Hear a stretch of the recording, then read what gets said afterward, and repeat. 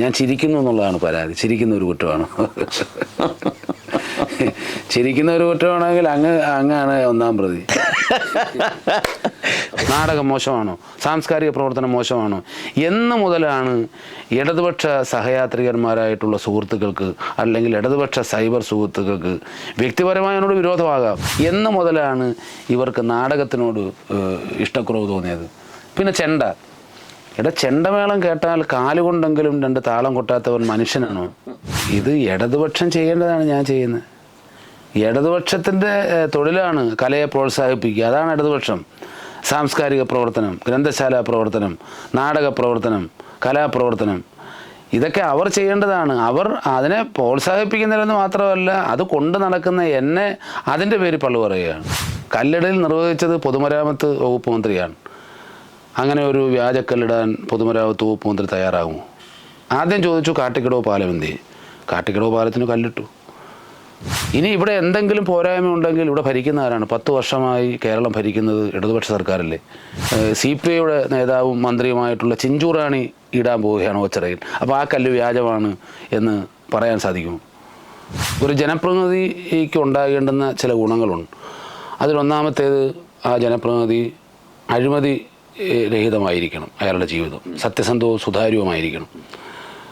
2, അതിൽ നിങ്ങൾക്ക് 100% ആത്മവിശ്വാസമുണ്ടോ? 2ാം പിണറായി സർക്കാരിൻ്റെ രാഷ്ട്രീയ ഭരണ തുടർച്ചയുടെ കൊടുങ്കാറ്റ് ആഞ്ഞടിച്ചപ്പോഴും മധ്യ കേരളത്തിൽ ഒരുപക്ഷെ കോവളം കഴിഞ്ഞാൽ ദേശീയപാതയിലൂടെ സഞ്ചരിച്ചാൽ പിന്നെ ത്രിവർണ്ണ പതാക പാറിയത് കരുനാഗപ്പള്ളിയിലാണ്. അത് കേവലം തട്ടി വീഴലോ നേരിയ ഭൂരിപക്ഷമോ ഒന്നും ആയിരുന്നില്ല.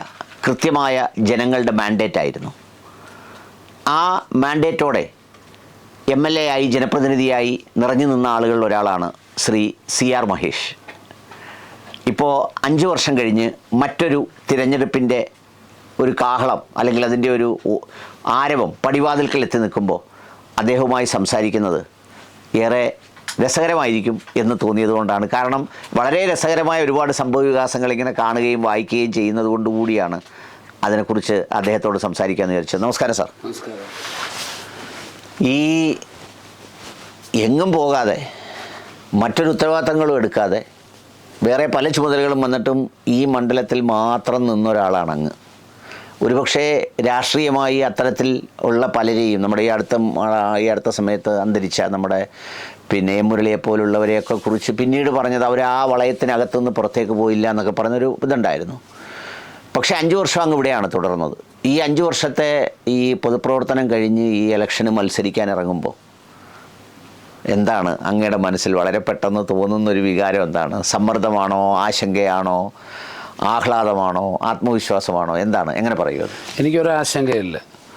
ഞാൻ അന്നന്ന് പഠിക്കുന്ന വിദ്യാർത്ഥി പരീക്ഷയ്ക്ക് എഴുതാൻ പോകുന്നത് പോലെയുള്ള വിശ്വാസമാണ്. കാരണം എനിക്കെൻ്റെ നാട്ടിലെ ജനങ്ങളെ അത്രത്തോളം വിശ്വാസമാണ്.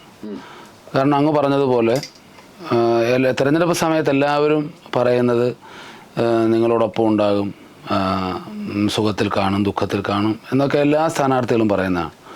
ഞാനും അങ്ങനെയാണ് പറഞ്ഞത്. ഞാൻ 5 വർഷമല്ല, കഴിഞ്ഞ 10 വർഷമായി എനിക്ക് എൻ്റേത് എന്ന് പറയുന്നിടത്തേക്ക് ഞാൻ പോയിട്ടില്ല. ഞാൻ ഈ നാട്ടുകാരോടൊപ്പമായിരുന്നു. പുലർച്ചെ എഴുന്നേറ്റാൽ പാതിരാത്രിയിൽ ഏതെങ്കിലും സമയത്ത് വീട്ടിൽ വരുമ്പോൾ വീട്ടിൽ അന്നേരവുമുള്ള ആളുകളെ കണ്ട് വർത്തമാനം പറഞ്ഞ് ഉറങ്ങുന്നത് വരെയും ഞാൻ എൻ്റെ നാട്ടുകാരോടൊപ്പമായിരുന്നു. എനിക്കറിയാം, ഞാനൊരു വലിയ രാഷ്ട്രീയത്തിലെ ഒരു പ്രമാണിയോ ഒരു വലിയ പണ്ഡിതനോ ഒരു വലിയ സമ്പത്തിൻ്റെ പിൻബലമോ ഒന്നും ഇല്ലാത്ത ആളാണ്. അപ്പോൾ എന്നെപ്പോലെയുള്ള ഒരു സാധാരണക്കാരനെ അവരെത്രത്തോളം സ്നേഹിക്കുന്നു. എനിക്ക് വേണ്ടി അമ്മമാർ പ്രാർത്ഥിക്കുന്നു, ഉമ്മമാർ നിസ്കരിക്കുമ്പോൾ എനിക്ക് വേണ്ടി പ്രാർത്ഥിക്കുന്നു, കുഞ്ഞുങ്ങൾ പ്രാർത്ഥിക്കുന്നു, സ്ത്രീകൾ. അപ്പോൾ അവരൊക്കെ എന്നോട് അത്രയും താല്പര്യവും ആത്മാർത്ഥതയും പുലർത്തി കഴിഞ്ഞ തെരഞ്ഞെടുപ്പിൽ എല്ലാവരെയും അതിശയിപ്പിക്കുന്ന വോട്ട് തന്നപ്പോൾ അവരോട് നീതി പുലർത്തണം എന്നെനിക്ക് ആഗ്രഹമുണ്ടായിരുന്നു. ഒരിക്കൽ പോലും അവർ തിരഞ്ഞെടുത്ത് വിട്ടയാൾ അഹങ്കാരിയാണ്, നാട്യക്കാരനാണ്, തെരഞ്ഞെടുപ്പിന് മുമ്പ് ഒരു മഹേഷും തെരഞ്ഞെടുപ്പിന് ശേഷം ജയിച്ചു കഴിഞ്ഞപ്പോൾ വേറൊരു മഹേഷുമില്ല. അതുകൊണ്ട് ഞാൻ പലപ്പോഴും MLA ആണ് എന്നൊരു തോന്നൽ പോലും ഔപചാരികതയുടെ പേരിലോ ഔദ്യോഗികമായോ ഒക്കെ ആ സ്ഥാനം പറയും എന്നുള്ളതല്ലാതെ അതിനപ്പുറത്ത് ഞാനൊരു മഹേഷ് മാത്രമായിരുന്നു. ഞാനൊരു സാധാരണക്കാരനായിരുന്നു. പാവപ്പെട്ട സാധാരണക്കാരായിട്ടുള്ള ആളുകളുമായി കൂടുതൽ അടുക്കുവാനാണ് ശ്രമിച്ചത്. അകലാനൊരിക്കൽ പോലും ശ്രമിച്ചിട്ടില്ല. ഈ സാധാരണക്കാരുമായിട്ടുള്ള മഹേഷിൻ്റെ ബന്ധമാണ് ഈ ഒരുപാട് പേരെ അസ്വസ്ഥപ്പെടുത്തുന്നത്. തീർച്ചയായിട്ടും ഞാനത് ആസ്വദിച്ച് ബന്ധപ്പെടുന്ന ആളാണ്. MLA ഇതുപോലെ ഒരു മണ്ഡലത്തിൽ JSS സ്ഥിരമായി മത്സരിക്കുന്ന ഒരു മണ്ഡലത്തിൽ എന്നെപ്പോലെ ഒരാളിന് MLA ആകുമെന്ന് സ്വപ്നത്തിൽ വിചാരിച്ചാൽ, നമ്മൾ രാഷ്ട്രീയ പ്രവർത്തനം, പൊതുപ്രവർത്തനം ഇഷ്ടപ്പെട്ട് പാവപ്പെട്ട ആളുകളെ, സാധാരണക്കാരെ സഹായിക്കുക, അത് ആസ്വദിച്ച് ചെയ്യുന്ന ഒരാളാണ് ഞാൻ. അപ്പോൾ അതുകൊണ്ട് എനിക്ക് ഓരോരുത്തരെയും പേരെടുത്തറിയാം. പരമാവധി ആളുകളെ അവരുടെ ദുഃഖങ്ങൾ എന്നോട് പറയും, രഹസ്യങ്ങൾ എന്നോട് പറയും. അത് എനിക്ക് എൻ്റെ കുടുംബത്തിലെ അംഗങ്ങളെ പോലെയാണ്. എനിക്കത് പറഞ്ഞറിയിക്കാൻ പറ്റാത്ത തരത്തിലുള്ള ഒരു ആത്മബന്ധം ഞാൻ ഉണ്ടാക്കിയെടുത്തിട്ടുണ്ട്. അതിന് പകരം വെക്കാനായി ഒന്നുമില്ല. അതുകൊണ്ട് തന്നെ ആരസ്വസ്ഥതപ്പെട്ടാലും എനിക്കതിനകത്ത് ഒരു വിഷമവും തോന്നുന്നുമില്ല. ഈ സ്നേഹം അല്ലെങ്കിൽ ഇഷ്ടം, ഒരു സാധാരണക്കാരൻ്റെ ഭാവം, അല്ലെങ്കിൽ നിങ്ങളുടെ കാറിലൊരിടം, അല്ലെങ്കിൽ നിങ്ങളുടെ ചടങ്ങുകളിലും ബാക്കിയുള്ള സ്ഥലങ്ങളിലും നിങ്ങളുടെ ഒരു സാന്നിധ്യം എന്നൊക്കെ പറയുന്നത് സമൃദ്ധമായി കരുനാഗപ്പള്ളിക്കാർ അനുഭവിച്ചിട്ടുണ്ടാവും, അല്ലെങ്കിൽ അനുഭവിച്ചിട്ടുണ്ട്. അതിനപ്പുറത്ത് ഈ മണ്ഡലത്തിൻ്റെ വികസനവും അത്തരം കാര്യങ്ങളുമായി ബന്ധപ്പെട്ട് വരുമ്പോൾ നിങ്ങൾക്ക് ഈ നാടിന് എന്ത് നൽകാൻ കഴിഞ്ഞു എന്ന് പറയുന്നൊരു പ്രസക്തമായി. അതായത് ഇപ്പം എനിക്കെതിരായി ഒരുപാട് ആരോപണങ്ങൾ വരുന്നുണ്ട്.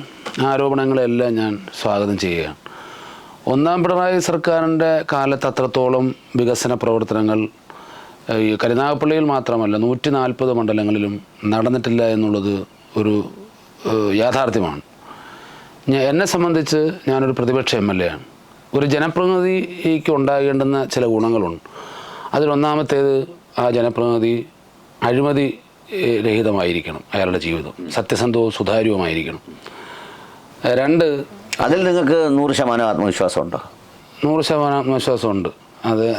അതെൻ്റെ ഞാനത് ജനപ്രതിനിധി ആവുന്നതിന് മുമ്പേ രാഷ്ട്രീയ പ്രവർത്തനം എൻ്റെ ഉദരപൂർണ്ണത്തിനും അല്ലെങ്കിൽ എൻ്റെ കുടുംബ ഭദ്രതയ്ക്കും എൻ്റെ പശ്ചാത്തല സൗകര്യ വികസനത്തിനും വേണ്ടി ഞാൻ ഉപയോഗിക്കില്ല എന്നൊരു പ്രതിജ്ഞ ഞാൻ എടുത്തിട്ടുണ്ട്. അതിൽ വെള്ളം ചേർക്കാൻ ഞാൻ ആഗ്രഹിക്കുന്നില്ല. 2, ഒരു ജനപ്രതിനിധിയുടെ സാന്നിധ്യമാണ്. മണ്ഡലത്തിൽ എവിടെയും ഉണ്ടാകേണ്ടുന്ന സാന്നിധ്യമാണ്. അത് നിസ്സാര കാര്യമല്ല. ഓരോ സാന്നിധ്യം കൊണ്ടും എൻ്റെ ജീവിതമാണ്, എൻ്റെ സമയമാണ്. അപ്പോൾ എനിക്ക് സ്വന്തമായി ഇപ്പോൾ പല ആളുകളും ആസ്വദിക്കാൻ പോകുന്നത് പോലെ ആസ്വദിക്കുവാനോ അല്ലെങ്കിൽ മറ്റു കാര്യങ്ങളിലേക്ക് മുഴുകാതെ ഞാൻ ആ സമയം മുഴുവനും പൂർണ്ണമായും ഈ മണ്ഡലത്തിൻ്റെ മുക്കിലും മൂലയിലും ഉണ്ട് എന്നുള്ള സാന്നിധ്യം 100% സത്യസന്ധമായി ഞാൻ ഉപയോഗപ്പെടുത്തിയിട്ടുണ്ട്. ഏറ്റവും പ്രധാനപ്പെട്ടത് വികസനമാണ്. വികസനം എന്ന് പറയുമ്പോൾ അതൊരു തുടർ പ്രവർത്തനമാണ്. ഒന്നാം പിണറായി സർക്കാർ, അതിനു മുമ്പ് ഉമ്മൻചാണ്ടി സർക്കാർ, രണ്ടാം പിണറായി സർക്കാർ. അപ്പോൾ ആ വികസന പ്രവർത്തനം മുൻപിരുന്ന MLA തുടങ്ങി വെച്ച വികസന പ്രവർത്തനങ്ങൾ പൂർത്തീകരിക്കാൻ ഇടപെടൽ നടത്തുക, അത് പൂർത്തീകരിക്കുക, അഴിമതിയില്ലാതെ ജനങ്ങൾക്ക് ഉപകാരപ്രദമായ രീതിയിൽ ചെയ്യുക എന്നുള്ളതാണ്. ഈ കരുനാഗപ്പള്ളിയെ സംബന്ധിച്ച് ഈ ഒരു ഭൂരിപക്ഷം ആ നിമിഷം മുതലേ പലർക്കും അസ്വസ്ഥതയുണ്ടായിട്ടുണ്ട്. പലയിടങ്ങളിലും സൃഷ്ടിപരമായ ഒരു ചവിട്ടിപ്പിടുത്തം ഉണ്ടായിട്ടുണ്ട്. സൃഷ്ടിപരമായ ചവിട്ടിപ്പിടുത്തം, ആ വാക്ക് ഞാൻ വീണ്ടും ആവർത്തിക്കുകയാണ്. സൃഷ്ടിപരമായ ഒരു ചവിട്ടിപ്പിടുത്തം പ്രത്യക്ഷത്തിൽ കാണാൻ പറ്റില്ല. പക്ഷെ പല വാതിലുകളും മുട്ടുമ്പോൾ തുറക്കാറില്ല. ദിവസങ്ങളോളം കാത്തിരിക്കണം എനിക്ക് അകത്തോട്ട് ഔദ്യോഗിക സംവിധാനത്തിൽ. പിന്നെ ഇവരെ വിമർശിക്കുന്ന ആളുകൾ ഇപ്പോൾ ഈ ത്രിതല പഞ്ചായത്തിൽ ഇപ്പോഴാണ് UDFന് ഒരു മേൽക്കൈ ഈ കരുനാഗപ്പള്ളി അസംബ്ലി മണ്ഡലത്തിൽ വന്നത്. ഞാൻ MLA ആയിരിക്കുന്ന സമയത്ത് ഒരു പഞ്ചായത്ത് ഒഴികെ ബാക്കി മുഴുവൻ പഞ്ചായത്തും, അവസാനം കുറച്ച് നാൾ തൊടിയൂർ വന്നു എന്നുള്ളത് ഒഴിച്ചാൽ ബാക്കി ഒരു പഞ്ചായത്തിലും വികസനപരമായ കാര്യങ്ങൾ ചർച്ച ചെയ്യുന്നിടത്ത്, വികസന സെമിനാർ നടക്കുന്നിടത്ത്, പ്രോട്ടോകോൾ പ്രകാരം മന്ത്രി വരുന്ന പരിപാടിയിൽ അധ്യക്ഷനാവണം എന്നുള്ളത് കൊണ്ട് മന്ത്രിമാർ വരുന്ന പരിപാടിയിൽ അധ്യക്ഷനാക്കുന്നു എന്നുള്ളത് ഒഴിച്ചാൽ ഒരു പരിപാടിക്ക് പോലും എന്നെ ഒരു പഞ്ചായത്തിലും എന്നെ കയറ്റിട്ടില്ല. ജാതിപരമായ ഭ്രഷ്ട് നമ്മൾ കേട്ടിട്ടുണ്ട്. പക്ഷേ രാഷ്ട്രീയ ഭ്രഷ്ടിൻ്റെ പേരിൽ അല്ലെങ്കിൽ തെളിവ് തരട്ടെ ഒരു പരിപാടിക്ക് പോലും എന്നെ വിളിച്ചിട്ടില്ല, എന്നെ കയറ്റിയിട്ടില്ല. ഒരു വികസന പ്രവർത്തനങ്ങളും എന്നോട് ചർച്ച ചെയ്തിട്ടില്ല. അപ്പോൾ ഒരുപാട് പരിമിതികൾ ഈ സർക്കാരിൻ്റെ കാലത്ത് ഉണ്ടായിട്ടുണ്ട്. മറ്റ് അടുത്ത മണ്ഡലങ്ങളിൽ എടുത്തു നോക്കണം. ഇപ്പോൾ കായംകുളം, അവിടെ ഭരണകക്ഷി MLA ആണ്. കുന്നത്തൂർ വർഷങ്ങളായി ഭരണകക്ഷി MLA ആണ്. ചവറയിൽ ഭരണകക്ഷി MLA ആണ്. അപ്പോൾ ഇവിടെ ഞാൻ മാത്രമല്ലല്ലോ, 140 അസംബ്ലി മണ്ഡലങ്ങളിലും എന്താണ് പുതിയതായിട്ട് വല്ലതും വലിയ പദ്ധതികളോ വലിയ ഫാക്ടറികളോ എടുത്തു കാണിക്കത്തക്ക എന്തെങ്കിലും വികസന പ്രവർത്തനങ്ങൾ വന്നു.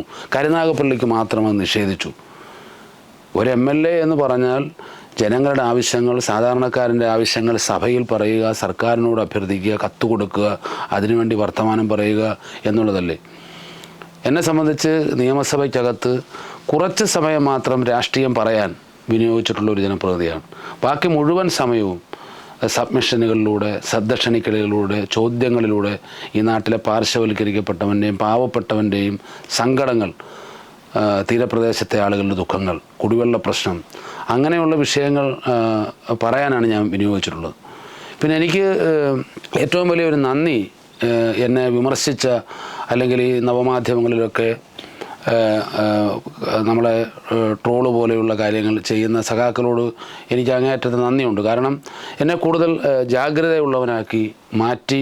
മാത്രമല്ല, എൻ്റെ തെരഞ്ഞെടുപ്പിൻ്റെ പ്രവർത്തനത്തിന് അവരാണ് തുടക്കം കുറിച്ചത്. എനിക്ക് വേണ്ടി അപ്പോൾ അവരെന്നെ ട്രോളുന്ന ഓരോ ട്രോളിനും എനിക്ക് വോട്ട്, ഞാൻ മത്സരിക്കുകയാണെങ്കിൽ എനിക്ക് വോട്ട് കൂടുതൽ കിട്ടുകയുള്ളൂ, ഒരു തർക്കവും വേണ്ട. കാരണം എന്നെ ജനങ്ങൾക്കറിയാം, എൻ്റെ ഒരു സമീപനം, എൻ്റെ ഒരു ജീവിതം, എൻ്റെ ഒരു പ്രവർത്തനം, എൻ്റെ ഒരു ഇടപെടലറിയാം. ഇവർ ചോദിച്ച എല്ലാ ചോദ്യത്തിനും തെരഞ്ഞെടുപ്പിന് സ്ഥാനാർത്ഥിയായി നോമിനേഷൻ കൊടുക്കുന്നതിന് മുമ്പ് തന്നെ ഞാൻ ഉത്തരം കൊടുത്തു. ഒന്ന് കാട്ടിക്കടവ് പാലമാണ്. കാട്ടിക്കടവ് പാലം എന്തിയെ എന്നായിരുന്നു ചോദ്യം. കാട്ടിക്കടവ് പാലം കല്ലിട്ടു, അപ്പം കല്ല് വ്യാജമാണ് എന്ന് പറഞ്ഞു. കല്ലിടൽ നിർവഹിച്ചത് പൊതുമരാമത്ത് വകുപ്പ് മന്ത്രിയാണ്. അങ്ങനെ ഒരു വ്യാജക്കല്ലിടാൻ പൊതുമരാമത്ത് വകുപ്പ് മന്ത്രി തയ്യാറാകുമോ? ആദ്യം ചോദിച്ചു കാട്ടിക്കടവ് പാലം എന്തിയെ. കാട്ടിക്കടവ് പാലത്തിന് കല്ലിട്ടു. മുൻ MLA ഇരിക്കുന്ന കാലത്താണ് കാട്ടിക്കടവ് പാലത്തിന് ഭരണാനുമതി ലഭിക്കുന്നത്. അന്ന് ഉണ്ടായിരുന്ന പാലത്തിന് പൊക്ക കുറവായിരുന്നു. വലിയ യാനങ്ങൾ പോകേണ്ടുന്നത് കൊണ്ട്, ദേശീയ ജലപാത കടന്നു പോകുന്ന സ്ഥലമായതുകൊണ്ട് ആ പാലത്തിന് പൊക്കം കൂടണമായിരുന്നു. അങ്ങനെ അധിക തുക അനുവദിച്ച് ASI, TSI ഭൂമി ഏറ്റെടുക്കൽ പോലും ഈ സർക്കാർ വന്നതിന്, രണ്ടാം പിണറായി സർക്കാർ വന്നതിന് ശേഷമാണ് ഈ എൻ്റെ ഒരു കാലഘട്ടത്തിലാണ് നടന്നത് ഭൂമി ഏറ്റെടുക്കൽ നടന്നത്. കഴിഞ്ഞ തെരഞ്ഞെടുപ്പിൽ അവിടെ ഒരു കല്ലിട്ടു. ആ കല്ല് ഏതാണെന്ന് ആ ഇട്ടവരല്ലേ ഉത്തരം പറയേണ്ടത്. ഞാനിട്ട കല്ല് ഒറിജിനൽ കല്ലാണ്, അത് പാലത്തിൻ്റെ കല്ലാണ്. ഒരു കോൺട്രാക്റ്റുണ്ട്, ഊരാളുങ്കൽ, സർക്കാരുമായി ഏറ്റവും കൂടുതൽ അടുപ്പമുള്ള ഒരു കമ്പനിയല്ലേ. ആ കമ്പനിയാണ് കരാറെടുത്തിരിക്കുന്നത്. അവർ കല്ലിട്ടു, അവർ പണി തുടങ്ങുന്നു. ചിറ്റുമൂല മേൽപ്പാലത്തിനും എല്ലാ നടപടികളും, ഏറ്റെടുത്തവർക്ക് പൈസ കൊടുത്തു. അതിൻ്റെ റെയിൽവേയുടെ അനുവാദം ലഭിക്കുന്നതാണ് ഏറ്റവും വലിയ ബുദ്ധിമുട്ട്. ആ റെയിൽവേയുടെ അനുവാദം വാങ്ങിച്ചു, അതിനും അധിക തുക അനുവദിച്ചു. അതും ടെൻഡറായി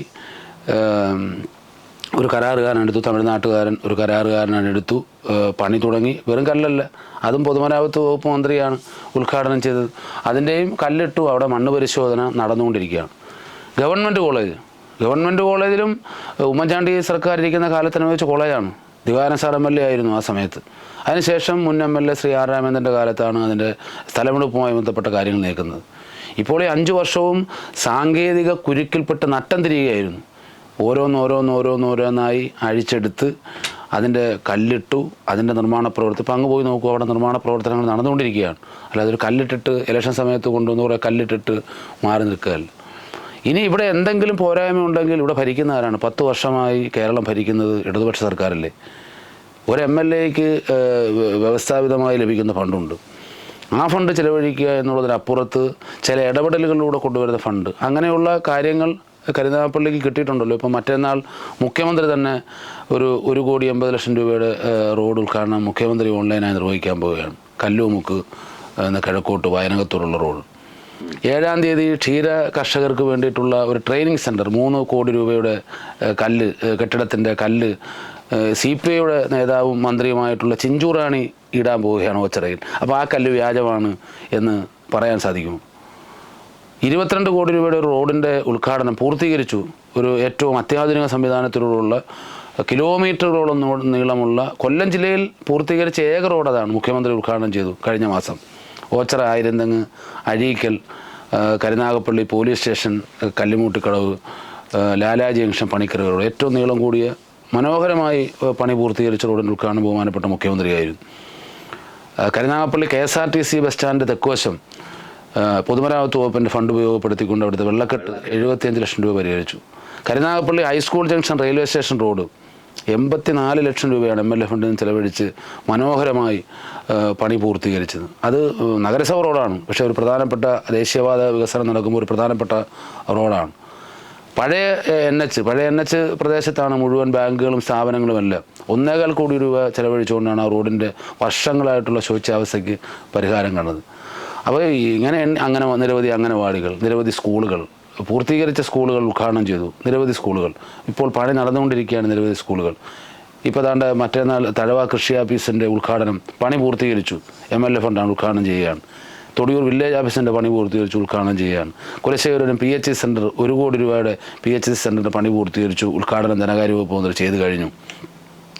ഓച്ചറ ആയുർവേദ ആശുപത്രി 50 ലക്ഷം രൂപയുടെ കെട്ടിടം പൂർത്തീകരിച്ചു. കുട്ടികൾ കളിക്കാൻ സ്ഥലപരിമിതി ഉള്ളതുകൊണ്ട് MLA ഫണ്ട് ഉപയോഗപ്പെടുത്തിക്കൊണ്ട് തീരപ്രദേശത്ത് ആലപ്പാട് മനോഹരമായ ടർഫ്, അവിടെ കുട്ടികൾ ഫ്രീ ആയി ചെറുപ്പക്കാർ കളിക്കുകയാണ്. അപ്പോൾ എണ്ണി പറഞ്ഞാൽ നിരവധിയായ വികസന പ്രവർത്തനങ്ങൾ പരിമിതികൾക്കകത്ത് നിന്നുകൊണ്ട് എൻ്റെ കഴിവിൻ്റെ പരമാവധി ചെയ്യാൻ ശ്രമിച്ചിട്ടുണ്ട്. രാഷ്ട്രീയമായി ആരോപണം ഉന്നയിക്കുക, അപ്പോൾ ഒന്നും നടന്നിട്ടില്ല, ഒന്നും ചെയ്തിട്ടില്ല, വ്യക്തിപരമായി പോലും ആക്ഷേപിക്കുന്നു. അത് എനിക്കറിയില്ല, അത് എന്താണ് അതിൻ്റെ എന്നോട് മാത്രം അങ്ങനെ ഒരു വേറുകൃത്യം. ബാക്കി എല്ലാ മണ്ഡലങ്ങളിലും ഞാൻ മാത്രമല്ലല്ലോ, 140 MLA-മാരിലേക്ക് ഈ സമീപ മണ്ഡലത്തിലൊന്നും ഈ പറയുന്ന അങ്ങനെ ഒരു ഇത്രയും നവമാധ്യമങ്ങളിൽ ഇത്രയും സോഷ്യൽ മീഡിയയിൽ ഒരു വേട്ട എന്ന് വേണം പറയാൻ. എന്തിൻ്റെ പേരിലാണ് എന്നെ ഈ സൈബർ സഖാക്കൾ ഒരു കമ്പനി രൂപീകരിച്ചിരിക്കുകയാണ്. ഇവിടെ ഒരു കമ്പനി, ഒരു കറക്ക് കമ്പനി രൂപീകരിച്ചുകൊണ്ട് നിരന്തരമായി 1 മണിക്കൂറിലൊരു പോസ്റ്റ് വീതം എനിക്കെതിരെ ഇട്ടിരിക്കുകയാണ്. അത് വളരെ മോശമായി എന്ന് പറയുമ്പോൾ ഞാനതെല്ലാം ആസ്വദിക്കുകയാണ്. ആദ്യകാലങ്ങളിലൊക്കെ എനിക്ക് കാണുമ്പോൾ സങ്കടം വരുമായിരുന്നു, പക്ഷേ ഇപ്പോൾ എനിക്ക് സങ്കടമില്ല.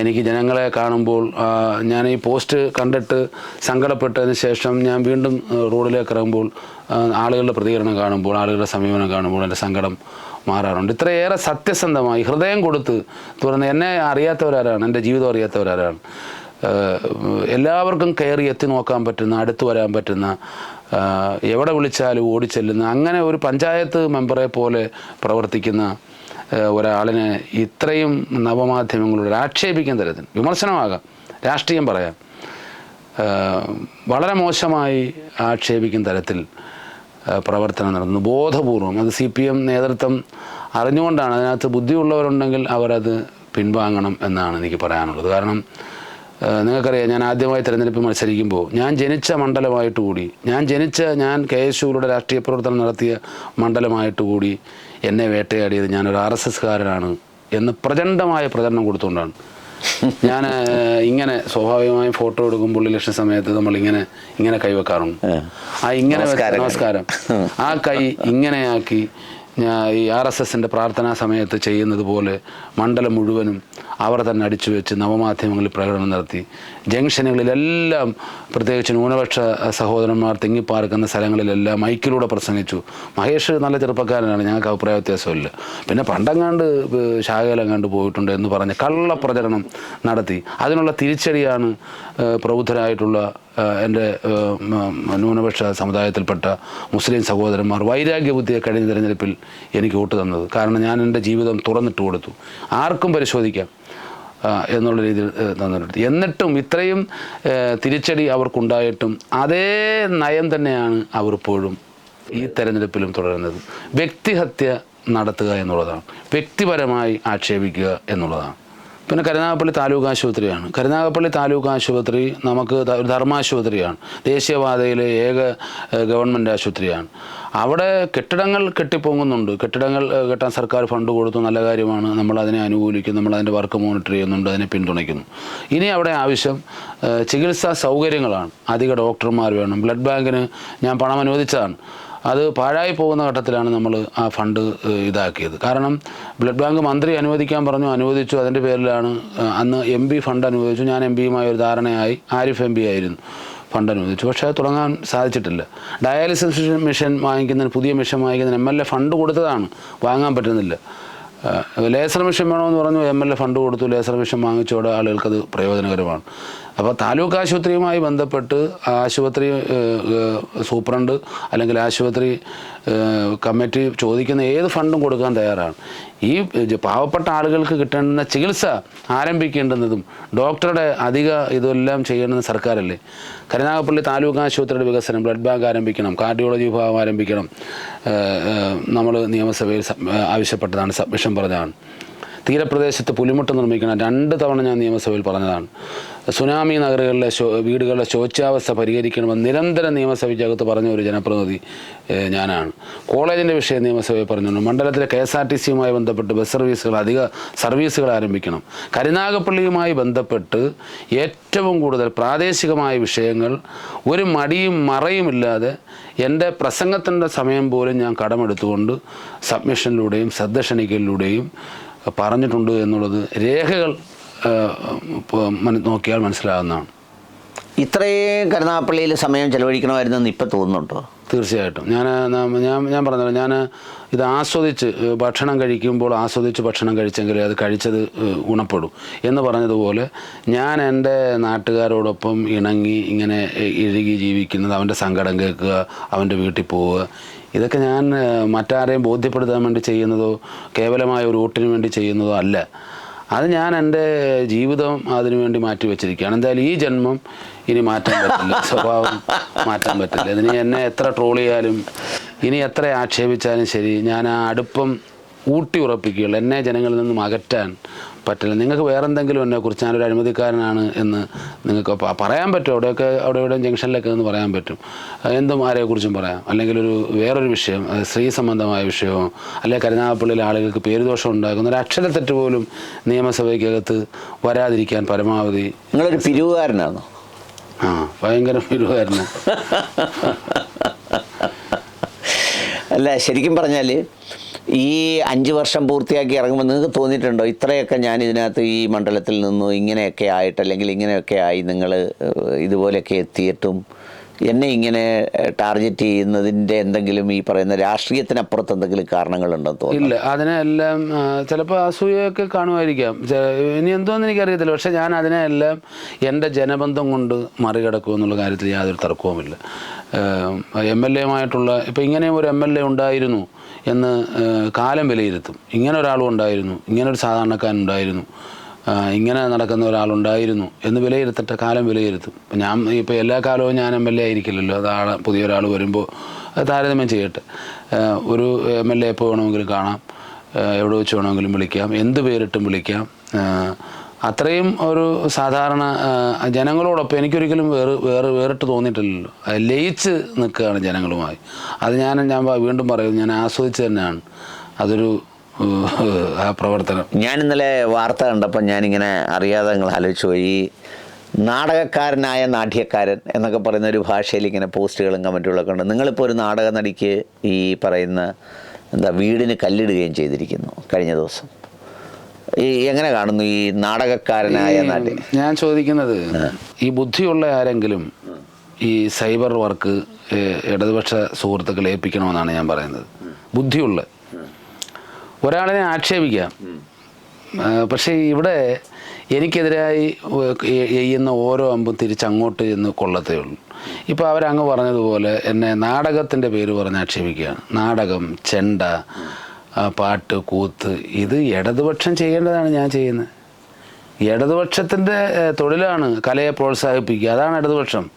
സാംസ്കാരിക പ്രവർത്തനം, ഗ്രന്ഥശാല പ്രവർത്തനം, നാടക പ്രവർത്തനം, കലാപ്രവർത്തനം, ഇതൊക്കെ അവർ ചെയ്യേണ്ടതാണ്. അവർ അതിനെ പ്രോത്സാഹിപ്പിക്കുന്നില്ലെന്ന് മാത്രമല്ല, അത് കൊണ്ട് നടക്കുന്ന എന്നെ അതിൻ്റെ പേര് പള്ളു പറയുകയാണ്, അതിൻ്റെ പേര് പുലഭ്യം പറയുകയാണ്.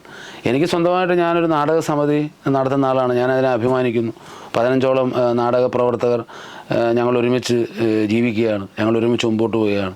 നമ്മൾ നേതൃത്വം കൊടുക്കുന്ന നാടകം കേരളത്തിലൊരു വിപ്ലവം തീർത്തുകൊണ്ട് 315ാമത്തെ സ്റ്റേജാണ്. ആ നാടകത്തിൽ തന്നെ ഒരു മെസ്സേജുണ്ട്. മുച്ചീട്ടുകളിക്കാരൻ്റെ മകൾ എന്ന ബഷീറിൻ്റെ ഏറ്റവും മനോഹരമായ കൃതിയാണ്. അത് ക്ഷേത്രങ്ങളിൽ പലയിടത്തും കളിക്കാൻ സാധ്യതയില്ലെന്ന് പറഞ്ഞിടത്തു നിന്നും ക്ഷേത്രങ്ങളിൽ ഒരു വലിയ വിപ്ലവം സൃഷ്ടിച്ചുകൊണ്ട് എല്ലാവരും ഏറ്റെടുത്ത്, ഹൃദയം കൊണ്ട് ഏറ്റെടുത്ത് ഏറ്റവും മനോഹരമായൊരു നാടകം കളിച്ച് മുന്നേറുകയാണ്. ഞാനതിൽ അഭിമാനിക്കുന്നു. അത് അപ്പോൾ ഇവിടെ ഒരു സർക്കാർ, ഇടതുപക്ഷ സർക്കാർ ഒരു നാടകത്തിലൂടെ ഉണ്ടാക്കിയ ആളുകളാണ് എന്നെ നാടകത്തിന് വേണ്ടി കുറ്റം പറയുന്നത്. എന്ന് മുതലാണ് ഇവർക്ക് നാടകത്തിനോട് ഇഷ്ടക്കുറവ് തോന്നിയത്? പിന്നെ ചെണ്ട, ചെണ്ടമേളം കേട്ടാൽ കാലുകൊണ്ടെങ്കിലും 2 താളം കൊട്ടാത്ത ഒരു മനുഷ്യനാണോ? അതൊരു ഒരു കലയല്ലേ? മട്ടന്നൂരിനെ പോലെ, പെരുവനത്തെ പോലെ ആയിരക്കണക്കിന് ആളുകളല്ലേ ആ മേഖലയിലുള്ളത്, കുഞ്ഞുങ്ങൾ ഉൾപ്പെടെ, കുട്ടികൾ ഉൾപ്പെടെ. എത്ര കുട്ടികളാണ് ചെണ്ട അഭ്യസിക്കുന്നത്? അപ്പോൾ ചെണ്ട മോശമാണെന്നാണ് അതിൻ്റെ ആ വരികൾക്കിടയിലെ അർത്ഥം.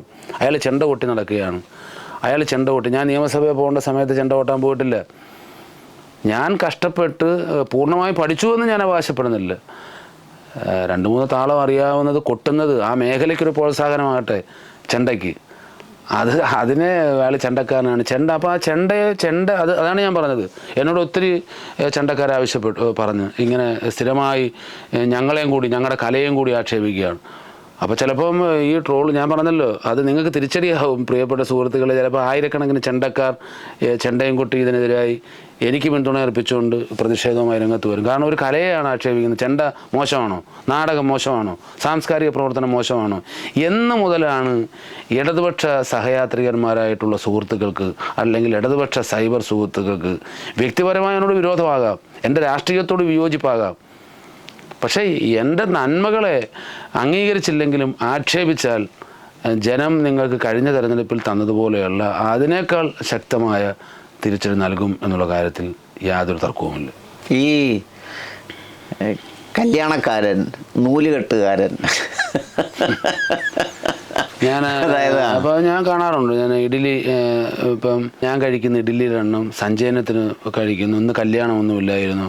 ഞാൻ നമ്മുടെ നോമ്പ് തുറയുമായി ബന്ധപ്പെട്ട ഒരു പോസ്റ്റ് ഇട്ടപ്പോൾ പോലും അതിൻ്റെ ഇടയിൽ ഒരാൾ വന്ന് ചോദിച്ചിരിക്കുകയാണ് ഇന്ന് കല്യാണമൊന്നുമില്ലായിരുന്നു എന്നാണ്. അപ്പോൾ ഞാനൊരു എന്ന് പറഞ്ഞാൽ എന്നെ ഒരു വായിക്ക് കൊള്ളാത്തവനാക്കി സ്ഥിരമായി ഇങ്ങനെ പറഞ്ഞ് ആക്കുക എന്നുള്ളതാണ്. പക്ഷേ ഇവരറിയുന്നില്ല, ഇവരെനിക്ക് വേണ്ടി തെരഞ്ഞെടുപ്പ് പ്രവർത്തനം നടത്തിക്കൊണ്ടിരിക്കുകയാണ്. അതുകൊണ്ട് അങ്ങനെയൊന്നും കല്യാണം, ഇപ്പോൾ എനിക്ക് ആരോപിക്കുന്ന കുറ്റം, ഞാൻ കല്യാണത്തിന് പോകുന്നു, ഞാൻ മരണത്തിന് പോകുന്നു, 16 അടിയന്തരത്തിന് പോകുന്നു. ഇപ്പോൾ ഇവർ പറഞ്ഞതിന് ശേഷം ഞാൻ ആണ്ടിനൂടെ പാൻ തുടങ്ങിയിരിക്കുകയാണ്, മരണപ്പെട്ട മൂത്തുക്കാനൂടെ പാൻ തുടങ്ങിയിരിക്കുകയാണ്. അതൊക്കെ നമുക്ക് ഇപ്പോൾ എൻ്റെ ജീവിതത്തിൽ ഇതുപോലുള്ള ദുഃഖങ്ങൾ അനുഭവിച്ചു വരുന്നതാണ് ഞാൻ. അകാലത്തിലുള്ള ദുഃഖങ്ങളും ദുരന്തങ്ങളും വേർപാടുകളും നമ്മുടെ കുടുംബത്തിലുണ്ടാകുമ്പോൾ ഒരു ജനപ്രതിനിധി അല്ലെങ്കിൽ ഒരു പൊതുപ്രവർത്തകൻ നമ്മുടെ അടുത്ത് വന്നിരുന്ന് നമ്മളെ സാന്ത്വനിപ്പിക്കുമ്പോൾ നമുക്കുണ്ടാകുന്ന ഒരു ധൈര്യം. ഇപ്പോൾ എൻ്റെ വീട്ടിൽ അങ്ങനെ സംഭവിച്ചിട്ടുള്ള ആളാണ്. അന്ന് ദിവാകരൻ സാറിൻ്റെ വീട്ടിൽ വരുമ്പോൾ, രാമേന്ദ്രണ്ണൻ്റെ വീട്ടിൽ വരുമ്പോൾ, അല്ലെങ്കിൽ സൂസൻകോടി സഖാവിൻ്റെ വീട്ടിൽ വരുമ്പോൾ, അല്ലെങ്കിൽ വേറൊരു എതിർ പാർട്ടിയിൽപ്പെട്ട നേതാവിൻ്റെ വീട്ടിൽ വന്നതിൻ്റെ അടുത്തിരുന്ന് പോട്ടെ സഹിക്കണം, നമുക്ക് ധൈര്യമായിട്ടിരിക്കുമെന്ന് പറയുമ്പോൾ എനിക്കുണ്ടാകുന്നൊരു ധൈര്യം, അതെൻ്റെ ജീവിതത്തിൽ അനുഭവത്തിൽ വന്നപ്പോഴാണ് ഞാൻ എൻ്റെ വേർപാടിൻ്റെ വേദന ഞാൻ മനസ്സിലാക്കുന്നത്. അല്ലാതെ ഞാൻ രാവിലെ എഴുന്നേറ്റ് മരണമുണ്ടോ ഞാൻ റഡാറൊന്നും ഘടിപ്പിച്ച് വെച്ചിട്ടില്ല. മരണം ആരെങ്കിലും മരിക്കുമ്പോൾ എന്നെ അറിയാം. എന്നെ അവിടെയുള്ള പാർട്ടി പ്രവർത്തകരോ ബന്ധുക്കളോ അയൽപ്പക്കക്കാരോ വിളിക്കുമ്പം എനിക്ക് വേറെ കൃത്യമില്ലാത്തതുകൊണ്ടാണ് ഞാൻ പോകുന്നത്. എനിക്കങ്ങനെയില്ല, ഞാൻ എല്ലായിടത്തും പോകും, അവിടെ പോയിരിക്കും, അവരോട് അല്പം നിമിഷം ഇരിക്കും, അവരെ സാന്ത്വനിപ്പിക്കും. അതാണോ ഒരാളിനെ സംബന്ധിച്ചൊരു കുറ്റം? ഒരാൾ വിളിക്കുന്ന കല്യാണത്തിന് പോകുന്നു, ഒരാൾ വിളിക്കുന്ന മരണത്തിന് പോകുന്നു, അറിയുന്ന മരണത്തിന് പോകുന്നു, സഞ്ചയനത്തിന് പോകുന്നു, 3-ാം ഭാഗത്തേക്ക് പോകുന്നു. ഇതാണോ ഒരാളിനെ ഒരു കുറ്റം? ഞാൻ എൻ്റെ അഴിമതി കേസിൽപ്പെട്ടു. ഒരു കക്ഷികൾ എൻ്റെ ആഫീസിലോട്ട് മാർച്ച് നടത്തി. ഇപ്പം ഞാൻ ചോദിക്കട്ടെ, 5 വർഷക്കാലം അങ്ങനെ ഞാനൊരു വലിയ വികസന വിരുദ്ധനും ഒരു സാമൂഹ്യ വിരുദ്ധനും ആയിരുന്നെങ്കിൽ എൻ്റെ ആഫീസിലേക്ക് എന്തുകൊണ്ട് CPI സമരം നടത്തിയില്ല? AIYF ഒരു തവണ AIYFൻ്റെ മാർച്ച് നടത്തിയിട്ട് ഡേറ്റ് ഉൾപ്പെടെ അവർ പ്രചരിപ്പിച്ചില്ല. മാർച്ച് നടത്തിയിട്ട് അവസാനം എന്തുകൊണ്ട് മാറ്റിവെച്ചു? MLA ആഫീസിലോട്ട് മാർച്ച് വെച്ചിട്ട് എന്തുകൊണ്ട് മാറ്റിവെച്ചു? ബോധമുള്ളവരാരോണ്ട് പറഞ്ഞു കൊടുത്തു മാർച്ച് നടത്തുന്നത് ശരിയല്ല. ഇപ്പം ഒരു മാർച്ച് നടത്തി തെരഞ്ഞെടുപ്പിന്, ഒരാൾ ഇങ്ങനെ എല്ലാ മണ്ഡലത്തിലും നടത്തിയവർ മാർച്ച് നടത്തി. അപ്പോൾ അതൊക്കെ സാധാരണഗതിയിൽ അങ്ങനെയൊക്കെ ഒരാൾ അഴിമതി കേസിലോ ഒരു പെണ്ണ് കേസിലോ ഇങ്ങനെയൊക്കെയുള്ള കുഴഞ്ഞു പറഞ്ഞ കേസുകളിൽ പെടുമ്പോഴാണ് എന്നെപ്പോലെ ഒരു സാധാരണക്കാരൻ്റെ തോളയിൽ കയറുന്നതിന് ഇത്രയും റിസ്ക് എടുക്കണോ? എപ്പോഴും കാണുന്ന ആളുകളാണ്. അപ്പോൾ അവരെന്നോട് പലരും പറയുന്നുണ്ട്, മഹേഷന അല്ലെ ചേട്ടാ ക്ഷമിക്കണം, 10 എണ്ണം ഇടാൻ പറയുമ്പോഴാണ് ഞങ്ങൾ ഒരെണ്ണം ഇടുന്നത്. അപ്പോൾ ഇതൊരു സംഘടിതമായ ആക്രമണം. ഒരു ചെറുപ്പക്കാരനെ ഇല്ലാതാക്കുക. അപ്പോൾ ഞാൻ കായംകുളത്ത് പോകുന്നു മത്സരിക്കാൻ, കൊല്ലത്ത് പോകുന്നു മത്സരിക്കാൻ.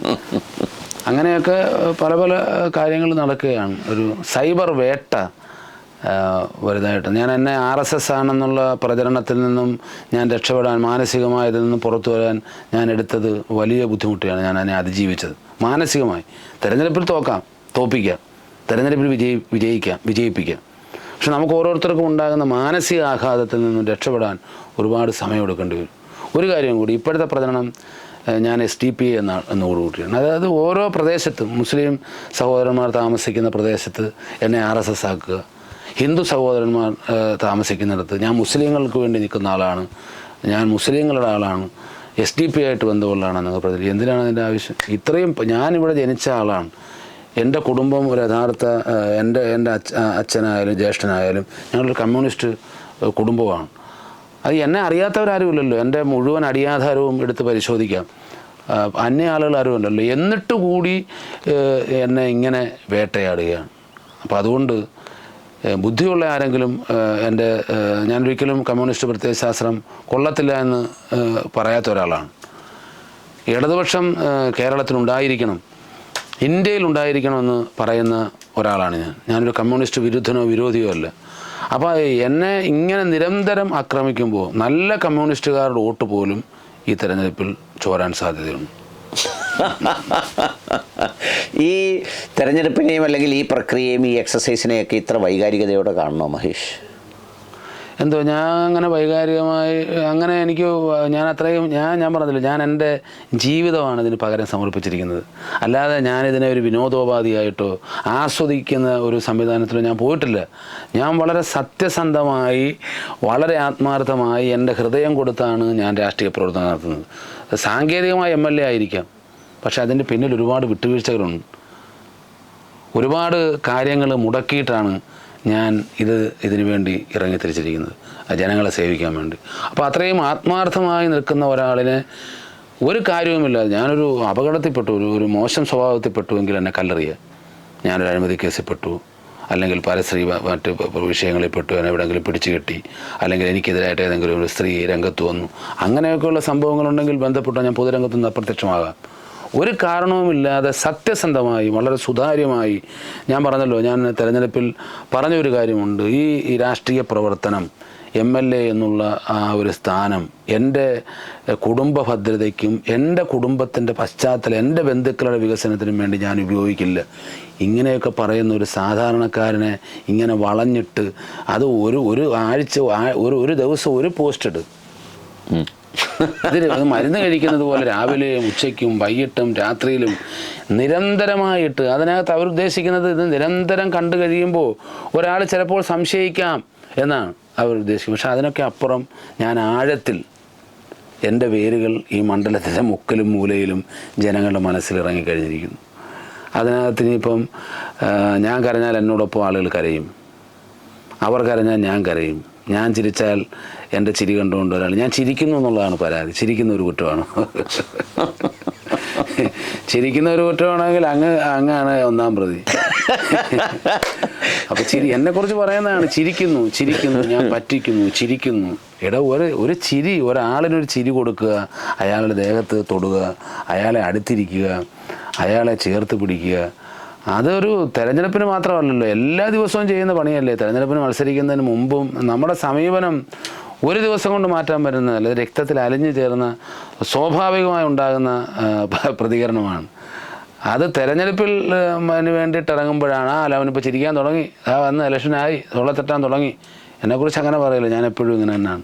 അതിനിപ്പോൾ ഓരോരുത്തർ റോൾ ചെയ്യാലും അത് മാറ്റാനും പോകുന്നില്ല.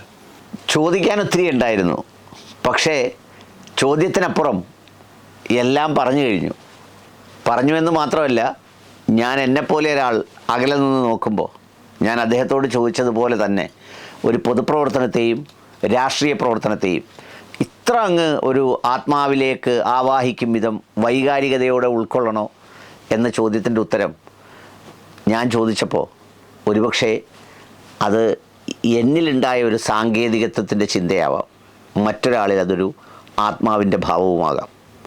അതിൻ്റെ ഉത്തരം നിങ്ങൾ തീരുമാനിക്കട്ടെ, എന്നെ കേൾക്കുന്നവർ. നന്ദി.